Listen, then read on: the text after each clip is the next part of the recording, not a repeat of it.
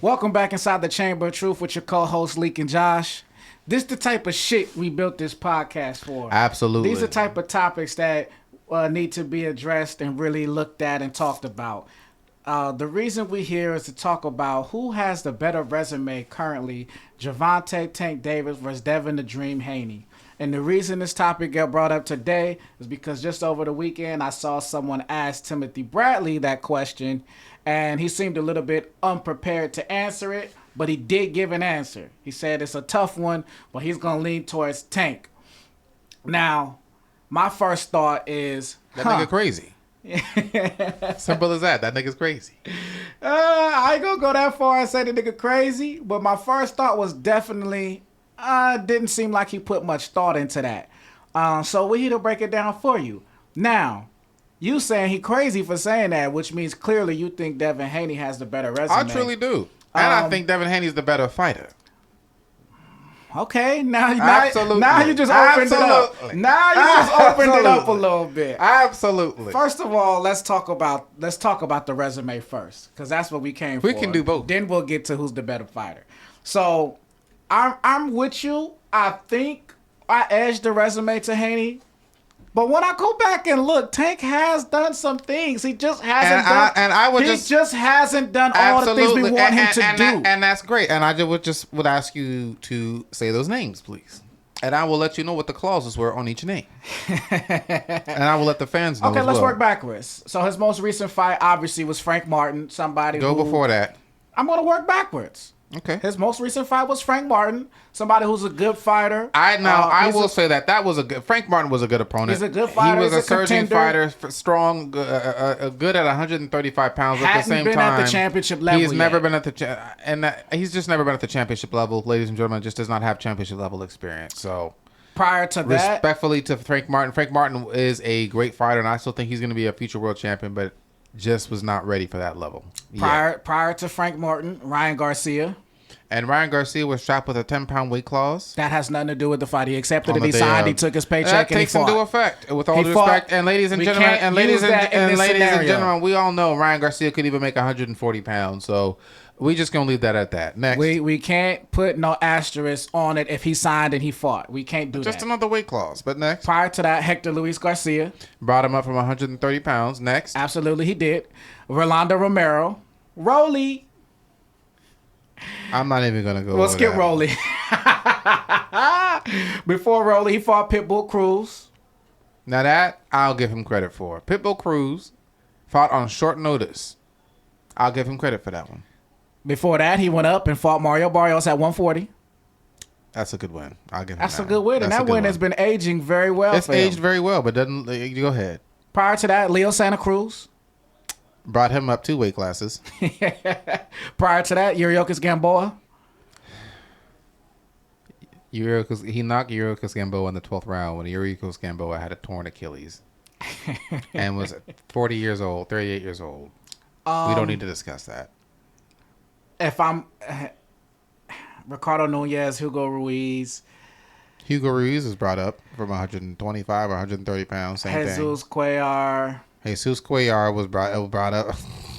I don't need to keep going. Jesus Cuellar was a former champion at 126 or 130 pounds. Jose Pedraza was his first title shot. That is pretty much his only 50-50 fight. And that was to acquire his world title. So, ladies and gentlemen, the only time he had a 50-50 fight was when he needed to acquire a title. I'm not going to go further down. I don't need to go further down. But, okay, hold on. If we really go back through that.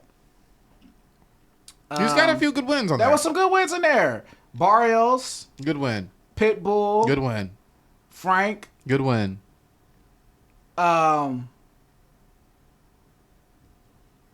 Pedraza. Great one. There's some good wins in there. So we can't act like he ain't did nothing. Any championship boxer's going to have those same good wins. Come on now. Stop it. Now let's look at Devin the Dream Haney, 31-0, 15 KOs. Thank you. Say that again, 31-0? Yep. Never lost. Tank 30-0, 28 KOs. Thank you. Going back to Devin Haney. So his last fight, Regis Prograis. Good win. Regis Prograis, a good win. He was a champion, 140 pounds at that time. Prior to that, Vasyl Lomachenko at 135. Great win. Absolutely a great win. A great fight. George fight. Kambosos. Great George Kambosos twice. Great wins because you have to realize George Kambosos had just knocked off Teofimo Lopez. That was the biggest win of his career, and you can't take that from him. You can't do that. Because last week, what did you call him besides an easy win? You called George Kambosos an easy win last week. Now he's an easy win. That was the same nigga. He was the unified champion at the time. Devin Haney fought him. That doesn't mean he was a different man. That away from him. He wasn't a different man. He's the same man. He was a very different man. This was right. And then after this fight, he lost to Maxie Hughes and got the decision in that after this. A champion. Devin Haney ruined him. A champion. How did he ruin him? He didn't even hurt him. He did not hurt that man. He didn't knock him out. He didn't drop him. Ladies and gentlemen, for Malik El-Shabazz, to say he didn't hurt that man just shows you he didn't watch the full fights. I watched both of them. I don't know what that nigga stumbled. I watched one of them while I was in Egypt. Then I dealt with that time difference why to watch you stumbled twice in the second fight. I fell back asleep, waking up from that time difference watching that damn fight. And guess what? We don't care because we won. Yeah, you won, but that don't mean you hurt him and ruined the man. That you changed his trajectory of his career. He had never lost at that point. He was a unified champion. You can't beating a unified champion twice. Who had one good win to his name, Teofimo Lopez, on the night that he almost died. You see, ladies and gentlemen, forgive me as I teach my people. He beat Mickey Bey, who was a former world champion and a very skillful champion. And Mickey Bey was in line to get a shot. But he came in and upset Mickey Bey on Top Rank when Mickey Bey was A-side. Is there anything else to say? That's how he got. Because Mickey Bey was slipping on his pimping, and Teofimo Mickey Bey wasn't slipping. That was a great fight. Yeah, both were technical. George Kambosos, and that was in 2019. The last time he had a good win. Okay, and that's a great win. So we count Kambosos as a great win. Ladies and gentlemen, the man was on a 3-fight win streak. Oh, I'm sorry, not 3. A 27 fight win streak. You just called him an easy win last week. Yes, he's had a string of 4 losses in a row. A man that is on a win streak is a lot harder to beat than a man that's not. Yeah, all right, man. And a man that see, now you're gonna make me nitpick because Regis Prograis ain't look good in a long time either. Regis ain't look good in a long time either. Regis Prograis had won multiple fights and won a championship. Regis Prograis didn't look good the fight before against Zorilla. Ladies and gentlemen, he had second records with how many few punches he landed. We watched that fight on my birthday, nigga. Regis Prograis did not look good against Zorilla. In his homecoming fight, that match who would look good against a late replacement who has KO power? Who would look good at the champion the WBC champion at 140 who was set up for a homecoming fight to look good? Nobody. Come on now, he did not look good in that fight. Of course he would look good. He had to fight a man with power, and if on top of that, fight a southpaw who he wouldn't even. And then he didn't look good the fight after Devin Haney either, where he just lost to Jack Catterall again. Jack Catterall's a top contender, 140 pounds. What's wrong with that? Yeah, okay. So, ladies and Malik, you can't. Okay, let's continue to go through the resume. Because you want to get caught up on one fighter. You want to get caught up on Kambosos as if he's not the... Kambosos is on a winning streak, bro. That he was at the height of his career. When you knock those wins are not aging well. The Mario Barrios win is aging well for Tank. Mickey Bey. The Kambosos win is not aging well. It's not. Bro, it's different when a man has taken multiple losses. He's not the same mentally and physically. But I guess you wouldn't know that, would you? I wouldn't, and neither would you, because your ass ain't get beat up for 24 rounds by a nigga that was powder punching. I never would. JoJo Diaz. Former champion. Beat Slick Tevin Farmer. That's a great win. Was JoJo a champion at 135? No, but he was on a winning streak. So did he bring him up? He was on a winning streak. He brought him up? No, he didn't bring him up. They were at the same weight class. Jorge Linares. Great win. Who almost dropped him. That's fine. That comes. Getting hit comes with the sport. So that's a great win. Jorge Linares is a great win. I said a good win. He had 5 losses at the time. Malik, he'd been champion. He had 5 losses already. Yeah, he'd been a 3 or 4-time world champion. Anybody that has that amount of experience, you're gonna lose. He fought Yuriorkis Gamboa. When you fight at world class level for 10 years, you're gonna lose, ladies and gentlemen. I'm sorry, it's the reality of the sport. Yuriorkis Gamboa a year after Tank fought him. Yeah, and I didn't like that, but that was to stay active. Alfredo Santiago. Good win. Zaire Abdullayev is a top tier contender at 135 pounds. And he caught Zaire Abdullayev when he was the number 1 contender at 135. So that's a great win. Nothing bad to say about that win. Thank you. Prior to that, Antonio Moran. Antonio Moran is up there. He was a contender. I can't pronounce his Antonio Moran is a former champion, actually. I take that back. I can't pronounce his other dude's name. I know you do. He was a former contender. Juan Carlos Burgos, it was a former world champion. Not him. I'm talking about Zola Sane. I know. That's why I didn't say his name. But he's a contender as well. Juan Carlos Burgos, I believe, was a former world champion as well. Mason Menard was once a contender. He's fought. Hold on. Stop it. No, because look what you're doing now. Stop it. You're talking about people who was once a contender. So if I go back to Tank's resume, no, stop. Because now you're doing the most. If I go back to Tank's resume and I start naming these people, you're gonna say the same thing. Oh, he was once a contender. If you look back 6 years prior before he ever lost his first time, he was a contender once upon a time when he was 16, 17. Ladies and gentlemen, so don't do that. You're trying to fluff up the nigga resume to say. Because let's not act like Ricardo Nunez was never a contender. Hugo Ruiz was never a contender. Hugo Ruiz was a former champion. So you didn't. At 126 pounds. You didn't say that the first time. I did say that. 126 pounds. Tank you fought at 130. Tank fought at 130. He fought at 130. And how did he lose it? How did he lose his belt? How did he lose his belt? Tell me, how did he lose his belt at 130? Did he lose it in the ring or on the scales? I don't know. I wasn't there. You don't remember because you wasn't paying attention. You talking about Tank? Tank. Yeah, I know how he lost his belt. How did he lose his belt to 130? Yeah, on the scale. On the scale. I'm not talking about Tank. Okay. I was talking about his opponents. Bottom 2 weight classes up. The resume. 6 fighters on that resume are from different weight classes. Come on, man. Tank was fighting at multiple weight classes. The nigga is knocking niggas out at 140. Yeah, one nigga. He fought one time. Bringing niggas up from 126 to 130. That just shows the range. That's his range. No. He can knock out a welterweight and he can knock out. And what you gonna say when he knock out Lamont Roach? I fuck with Lamont Roach. I said, what you gonna say when he knock out Lamont Roach? I fuck with him too, and I'm happy. I'm gonna say he knocked him out. Now he could go back to 130 and be the highest draw there because he the nigga that fought Tank. That's the problem. Y'all allowing this to go on. Good for Lamont Roach. He's done this 6 times already. Hey, that's not my problem. Bringing fighters up, knowing damn well their bodies are not equipped to fight at 135 pounds. Tank is not the only person to bring a fighter up. Who is consistently doing that? He can, because he got the. I said who is. I didn't say he can. He didn't bring Frank Martin up. No. He didn't bring Ryan Garcia up. He's weight strapped him, didn't he? That's not whose problem is that? He signed for it. He signed for it. He didn't bring Rolly up. I didn't ask you about that. I didn't ask you. He didn't bring Rolly up. He didn't bring Pitbull up.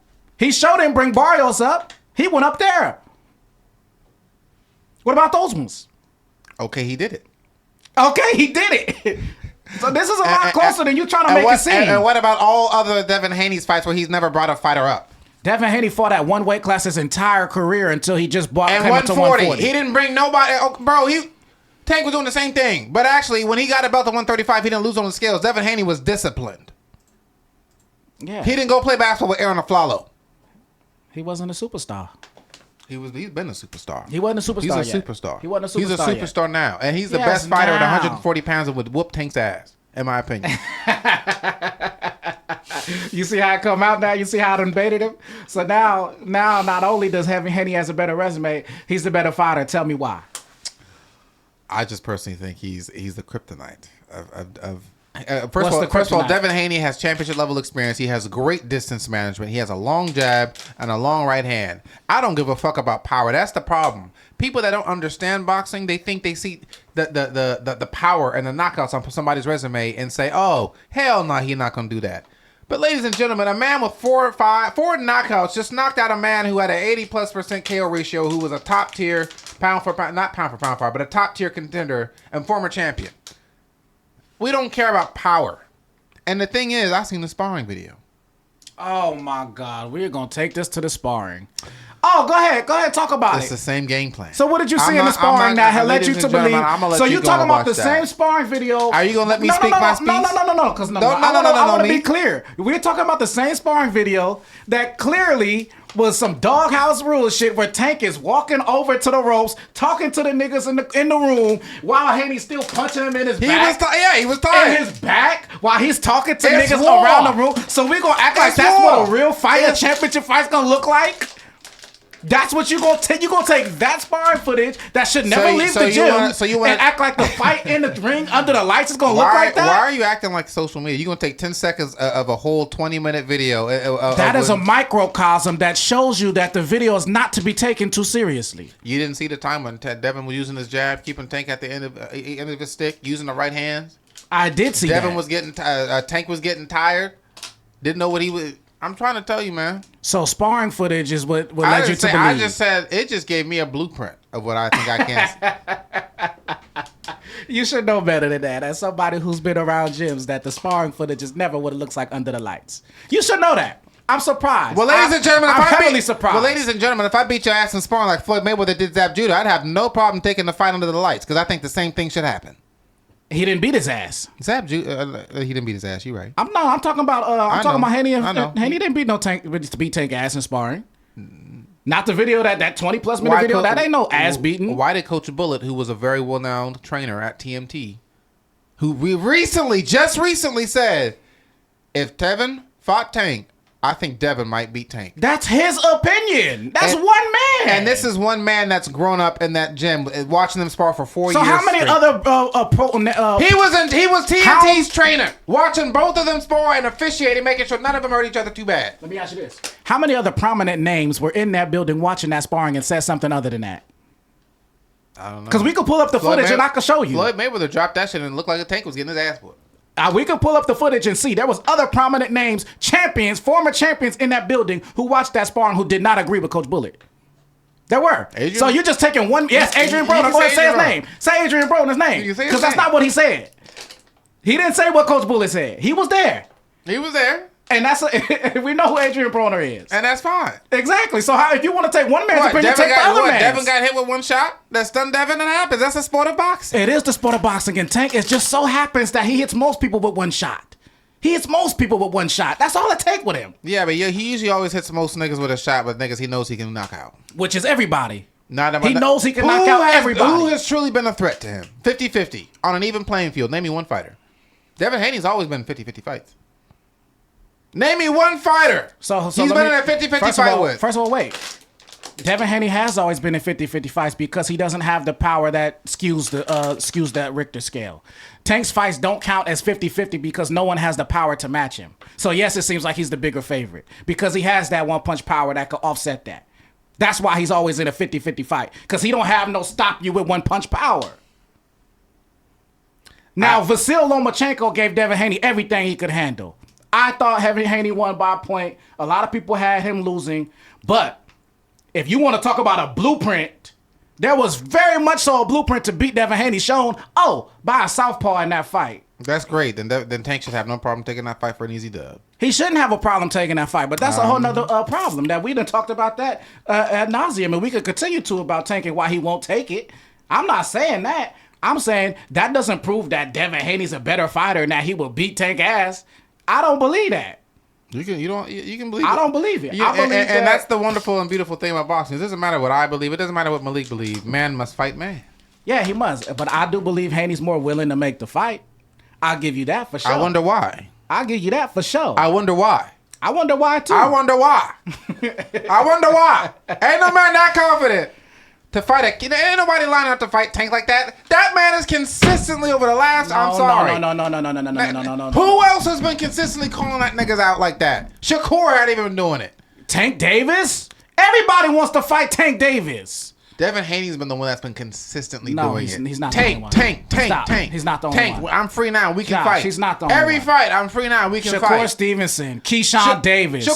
Anybody is calling out Tank Davis. Those aren't real. Why do you keep So why is Haney's real? Because Haney was a free agent. So was Shakur. Shakur was, bro. Nigga, he was a free agent before Shakur was just a free agent recently. Yeah, exactly. But before that time, he was talking about Tank. That was unrealistic. Just like you thought Boots was going to fight, Virgil Ortiz. You thought that, nigga, that's unrealistic. He's with Top Rank. That's not happening.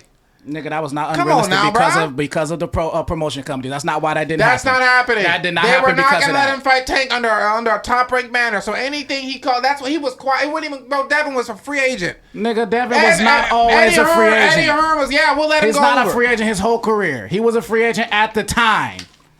And yes, Tank did do some slick maneuvering to get out of them negotiations. He did. But he wasn't a free agent the whole fucking time he was calling him out. I've had it. These tank sexuals, I don't know what to tell them. You're not talking to me. I just told you what the nigga did. I just told you he ducked the negotiations. I don't know what to do. I can't teach peoples. The nigga, I still don't think Devin Haney a better fighter than him. Just because I don't agree with how he moves and that's his okay. business. And that's okay. Like I said, Vegas thought Sarachi wasn't better than Munguia. But it doesn't matter. You got to step in there and fight, man. Yeah, he do, and it's probably not gonna happen. So we may never know. It's gonna happen. Oh, how's gonna happen? He can't.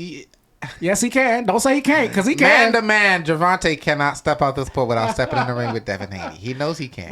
First of all, why is it Devin Haney that you think is his match? There's a lot. Most people is not even leaning towards that one no more. That's old. I don't want to see Southpaw versus Southpaw, especially one that's very timid about being counterpunched and very timid about being hit against regular mid-level fighters. With all due respect, he's still winning, and that's his thing. Let's go back. Let's go back, because we just talked about how fighters can become a different person after certain things happen to them. So you don't think Devin Haney's going to come back as a different fighter after his last whatever that was? I'm not going to call it a real fight. I personally don't. Okay. I don't think so, because it's really easy to look in the mirror and see a man that took PEDs, one, didn't make the weight, two, use an IV. And the thing is, it's one thing if you use an IV and you make weight.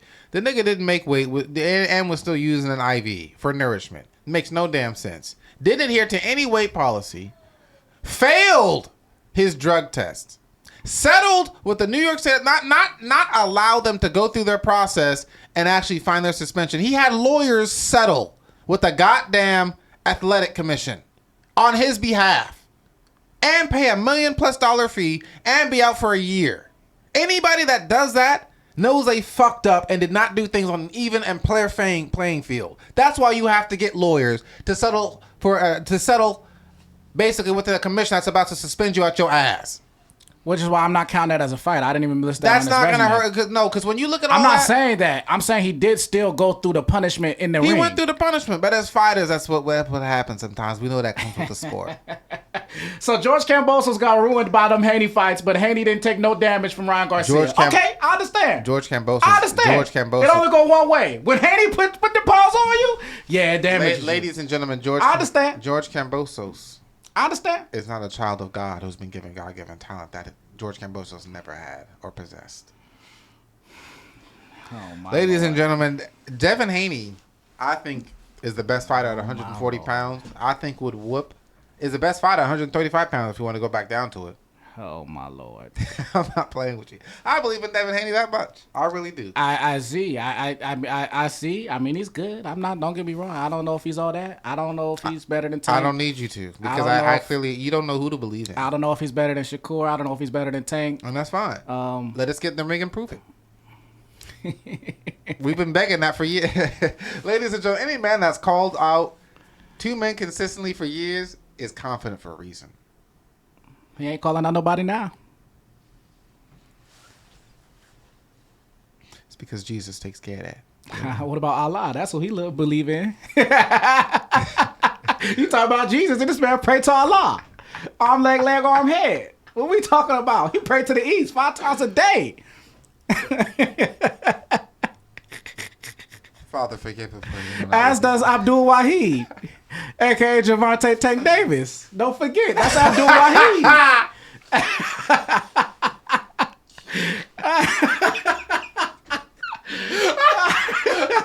You know what? Maybe that's why Tank will fight him, because they're Muslim brothers. Is he? Tank, if you're going to dug Devin because he's a Muslim brother, just say that. We understand. Tank gonna duck Devin because he knows that's a pure boxer that'll get on his ass with distance management, with a long jab and a stick and a right hand. Lateral movement, head movement. We don't keep our head on the line. We don't like to get hit. We pivot, we move, we change ankles. We're quick, we're fast. We think we just gonna let a nigga come in on our bubble like Frank Martin did? All I want to say is this. You think we gonna let that happen to us? I'm gonna just say this. You can say whatever you want to say. A lot of fighters now have landed cleanly on Devin Haney. Who? Jorge Linares. One nigga to hurt him. Stop it. This is a sport of boxing, ladies and gentlemen. Wait, what nigga? What about Vasyl Lomachenko? He never hurt him. You a damn lie.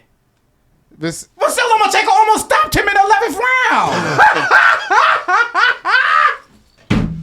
He thinks you are crazy. So he thinks covering up and basically waiting to laterally move. Covering up? No. I'm talking about when that nigga red hair was flying around looking like Big Red for the 5 heartbeats after he hung the nigga out the window when the nigga shit was looking like the goddamn. Nigga, he got hurt. Stop playing. First and foremost, he got hurt. First and foremost, ladies and gentlemen, you're not hurt unless I see them legs stumble. So Vasyl Lomachenko never hurt Devin Haney. Unless I see legs stumble, you're not hurt. Okay. Now we can talk about Floyd Mayweather. Floyd Mayweather got hurt by DeMarcus Corley. We're not talking about Floyd Mayweather. Stop doing that. No, because why are we talking about Floyd Mayweather? Because I'm gonna clearly give you examples of Floyd was all down there off his feet. Why are we talking about Floyd stumbled Mayweather? off his feet. You're not hurt unless you're stumbling on your feet. Jorge Linares the only nigga that hurt Devin Haney. Yes. Jeez. He's the only nigga that had him wobbling. Oh my God. Stop it. Okay, bro. Stop it. You got Don't do that. Oh, we got footage. He ain't never even been knocked down. We'll be editing the footage. I don't give a damn. He ain't never been knocked down. Stop it. Who ain't never been knocked down? Devin Haney. Oh, yeah, I guess that last fight don't count, so you're right. He ain't never been knocked down. He been hurt.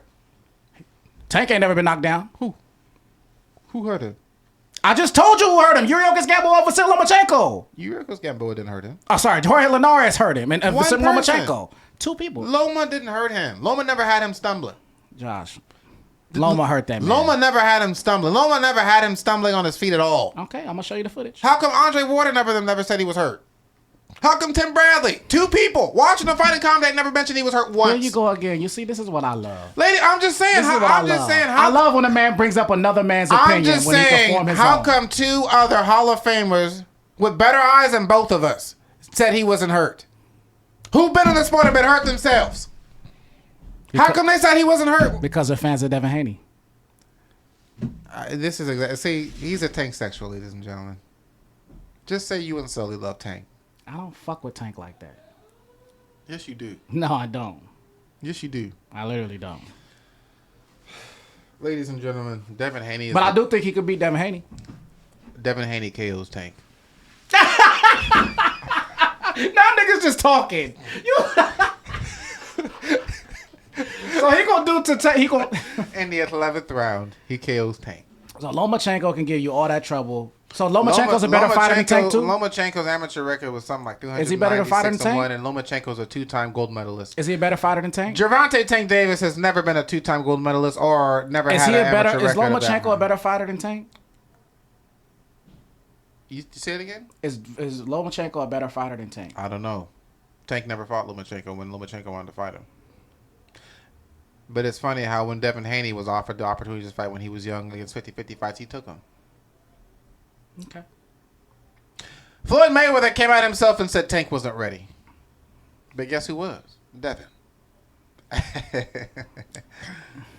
Devin was ready for 50-50 fights. Devin was ready for risk.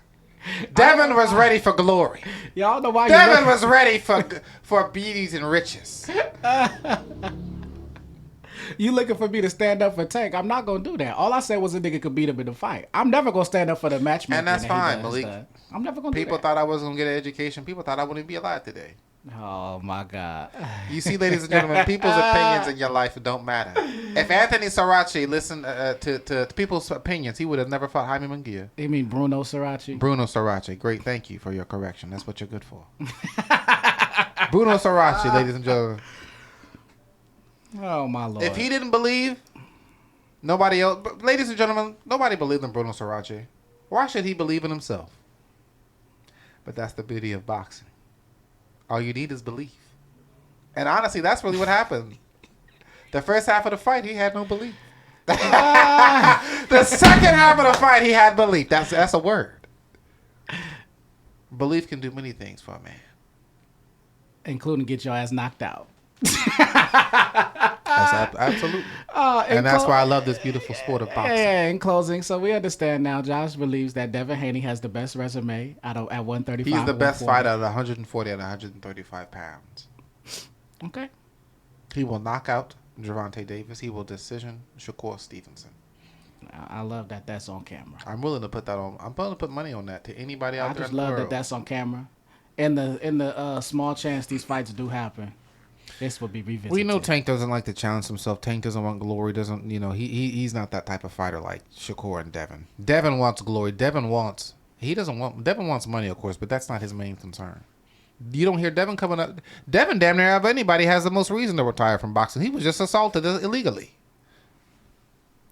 Stop saying. But now you got Tank here saying I'm retiring in 2025. He's a prize fighter. He made his prize. No, that just shows you where your mentality is at. He's a prize fighter. He made his money. I didn't tell you put your computer away. We got many to talk about. That's how the man wanted to move his career. He's a prize fighter who made his money. How can you be mad at that? I can't because I wouldn't. To be honest with you, ladies and gentlemen, you shouldn't love the sport of boxing. And if anybody's in it right now, I would advise you to get out immediately. We gonna wrap this one right here, man. We gonna be back inside the Chamber of Truth.